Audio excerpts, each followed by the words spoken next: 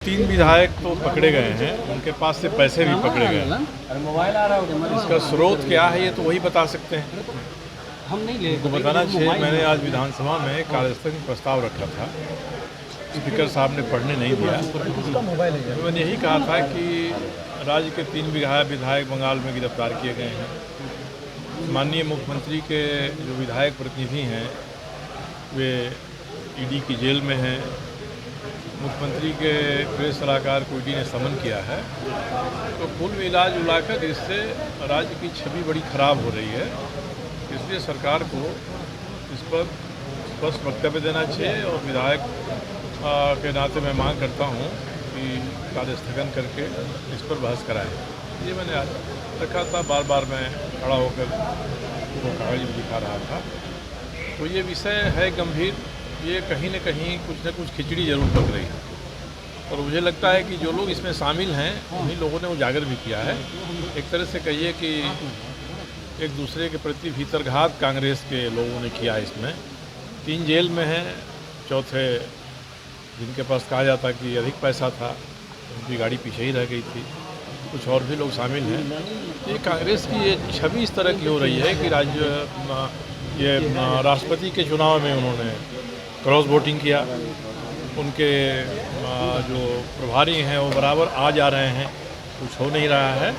तो इसमें मंत्री से लेके कांग्रेस के विधायक जितने हैं वो एक ऐसी भूमिका का निर्वाह कर रहे हैं जो राज्य के हित में नहीं है, राज्य की छवि खराब कर रही है। जिन विधायकों को सरकार छोड़ के निकलना है उनको सामने आ जाना चाहिए। जिन विधायकों के पास से पैसा पकड़ा गया है बंगाल में, ये तो सब माननीय मुख्यमंत्री जी के बड़ी नज़दीक वाले लोग माने जाते थे, तीनों के तीनों ही। तो ये समझ में नहीं आ रहा है कि कौन क्या खेल खेल रहा है, मगर कोई ना कोई खेल हो रहा है इसमें। देखिए जनार्दन, आपके कई ट्वीट भी आए, आपने ईडी और सीबीआई की तरफ भी इशारा किया कि इनको भी इंट्रोड्यूस करना चाहिए। अब तो ईडी चाहे तो आसानी से इस मामले में हस्तक्षेप कर सकती है, क्योंकि इस मामले में एक एफआईआर हो गया है। तो उस एफआईआर को लेकर ईडी तहकीकात कर सकती है। इसलिए जिन्होंने एफआईआर किया उनको ये ज़रूर जानकारी होगी कि हम ईडी को भी आमंत्रित कर रहे हैं इस मामले में। अब ईडी के ऊपर है, सीबीआई के ऊपर है, इनकम टैक्स तो आ ही गया इस मामले में। ये तीनों मिलकर क्या करते हैं? प्रश्न ये नहीं है कि ये सारी कार्रवाई जो केंद्र की सरकार कर रही है वह राजनीतिक दृष्टि से पक्षपात कर रही है।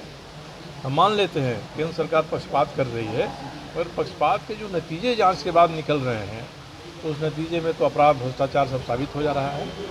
तो इसलिए पक्षपातपूर्ण कदम भी अगर भ्रष्टाचार आपको उजागर करता है तो इसको मानना चाहिए कि अच्छा कदम है।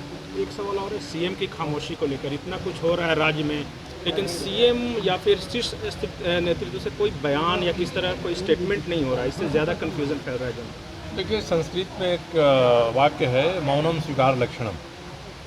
आप कुछ नहीं बोल रहे हैं, इसका मतलब कि जो चीज़ें सामने आ रही हैं आप उसको स्वीकार कर रहे हैं। मुख्यमंत्री को बोलना चाहिए।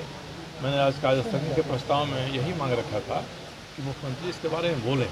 हमारा विधायक प्रतिनिधि हमारा प्रतिनिधि है, इसलिए मुख्यमंत्री के विधायक प्रतिनिधि जो भी कर रहे हैं माना जाएगा कि मुख्यमंत्री की इसमें स्वीकृति है। नहीं तो उनको विधायक प्रतिनिधि को हटा देना चाहिए था। कम से कम इतना कहते हैं कि साहब ये हमारा नहीं है। तो ये सब चीज़ें हो रही हैं, ये विचित्र चीज़ें हो रही हैं। समझ में नहीं आता है कि संसदीय लोकतंत्र के और संसदीय राजनीति के किसी भी पैमाने पर ये खरा नहीं उतरता है।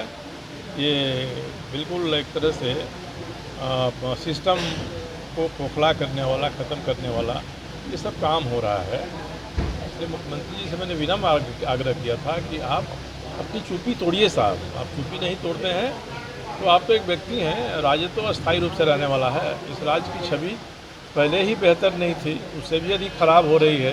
तो देश और दुनिया में झारखंड को लोग किस नज़रिए से देखेंगे, अधिक चिंता इस बात की है।